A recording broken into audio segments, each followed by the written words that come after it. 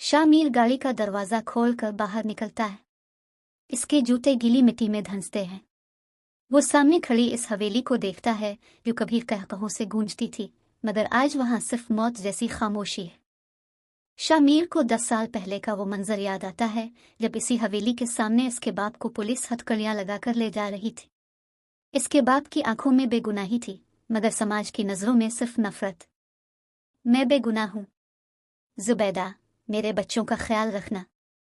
वो आवाज आज भी शामिर के कानों में गूंजती है। शामिर मुट्ठी भींच लेता है। इसके हाथ में एक पुरानी डायरी है जिसमें इन तमाम लोगों के नाम लिखे हैं जिन्होंने इस रात झूठी गवाही दी थी। शहर के दूसरी तरफ सेठ हाशिम के बंगले में जश्न का समा है। हाशिम अपनी नई बिजनेस डील की खुशी में पार्टी दे रहा है। वो नहीं जानता कि जिस शख्स को इसने मिट्टी में दफन कर दिया था, इसका बेटा अब शहर में दाखिल हो चुका है।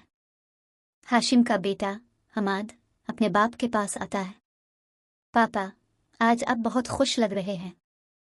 हाशिम हंसते हुए कहता है, हमाद, जिंदगी में सिर्फ एक उसूल याद रखना, जो तुम्हारे रास्ते में आए उसे जड़ से मिटा दो, जैसे मैंने 10 साल पहले एक कांटे को निकाला था।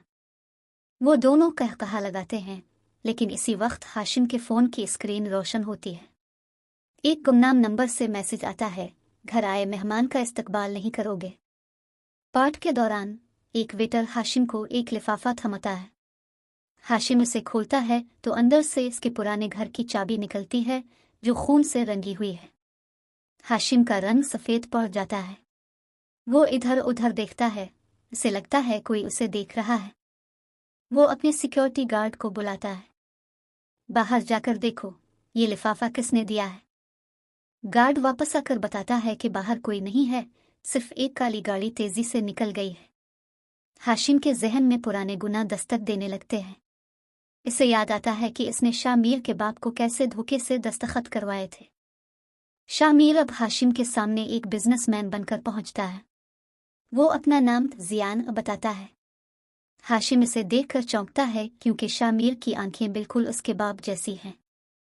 अब से मिलकर खुशी हुई सेठ साहिब। सुना है आपको पुरानी चीजों का बहुत शौक है, शामिर तंजिया अंदाज में कहता है। हाशिम इसे गौर से देखता है, तुम्हारा चेहरा जाना पहचाना लगता है। शामिर मुस्कुराता है, शायद ख्वाबों में देखा हो, क्योंकि अब मैं आपके हर ख्वाब में आने वाला हूँ।